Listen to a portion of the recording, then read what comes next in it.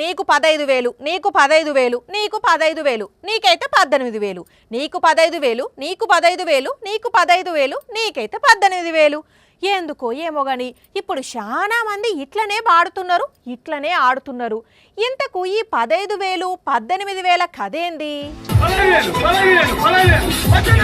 ఎక్కడో చూసినట్టుందండి. ఇదిగో 15,000, 15,000, 15,000, 15,000, నీకు 15,000, నీకు 15,000, మీకు 18,000, 18,000. అచ్చా, ఇదా 15,000, 18,000 కథ. మరి ఇక్కడ కూడా అదేనా? నీకు 15,000, నీకు 15,000, ఇప్పుడు వచ్చింది 18,000. ఎక్కడో చూసినట్టుందండి. మీరు ఓపుకుంటే 3-4 పిల్లలైనా పర్వాలేదు.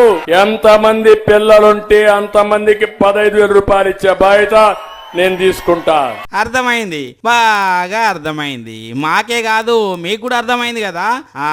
ఎన్నికలకు ముందు నిమ్మల సారు ఓట్ల కోసం గల్లీ గల్లీలో తిరుకుంటా కనబడ్డ పిల్లల కల్లా నీకు 15,000, నీకు 15,000, నీకు 15,000 అనుకుంటా పెద్దోళ్ళు కనబడితే నీకు 18,000 అనే. ఇక చంద్రబాబు అయితే ఏకంగా ఎక్కువ మంది పిల్లలను కంటే ఎక్కువ డబ్బులు వస్తాయని అన్నాడు.